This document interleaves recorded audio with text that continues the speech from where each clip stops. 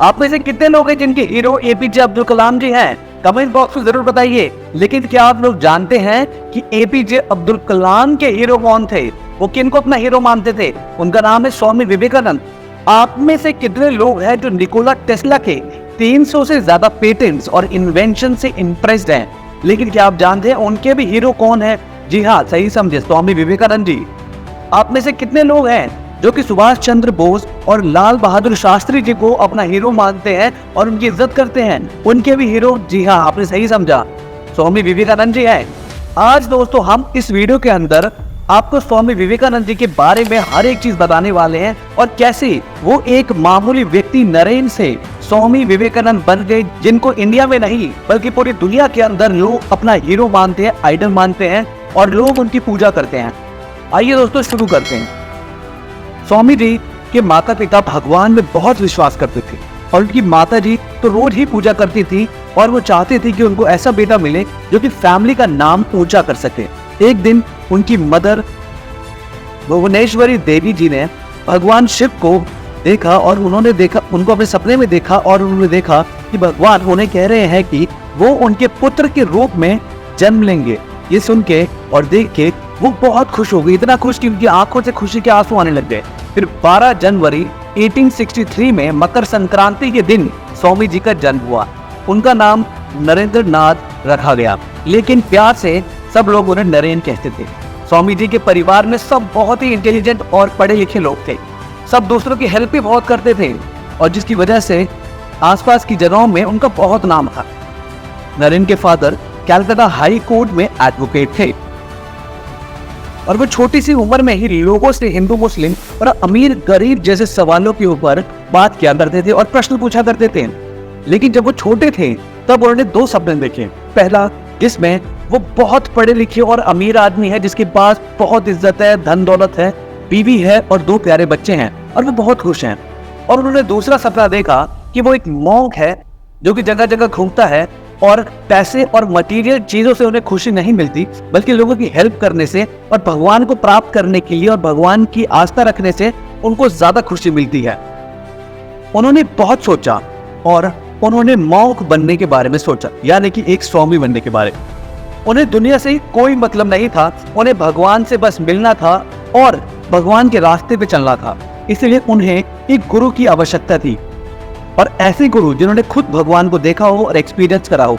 नरेन ने फिर श्री रामकृष्ण से दक्षिणेश्वर मंदिर में मिले और उनके गुरु उसी समय नरेन को देख के समझ गए कि ये बाकी लोगों से अलग है और उन्हें ऐसा लगता था कि उनकी आंखें हमेशा मेडिटेशन में रहती हैं।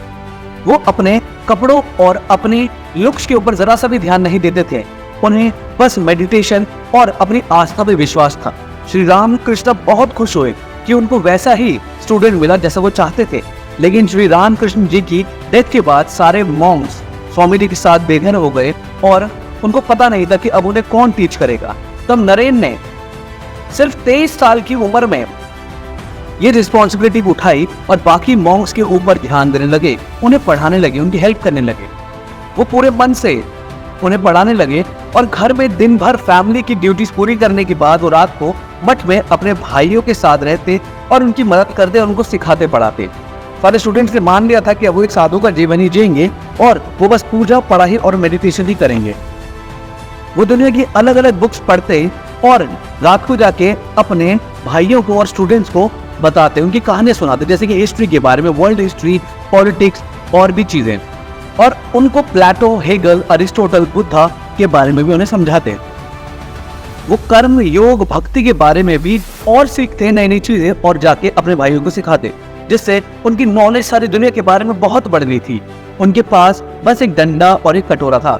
सबसे पहले वो वाराणसी गए, इंडिया की सबसे पवित्र जगह, वहां जहां बुद्धा और शंकराचार्य जी ने भी ज्ञान हासिल किया था। नरेन को यहाँ आके बहुत अच्छा लगा और एक नई एनर्जी मिली। वाराणसी के बाद वो अयोध्या गए।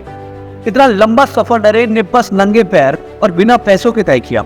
एक दिन एक अछूत टबैको पाइप पी रहा था।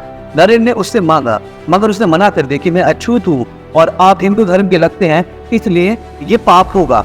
नरेन का मूड खराब हुआ और वो सोचने लगे कि हमारा इंडिया कितने बुरे कास्ट सिस्टम में फंसा हुआ है। वो वापस उससे वो टबैको पाइप मांगने लगे और उसके मना करने के बावजूद भी उससे लेके पीने लगे।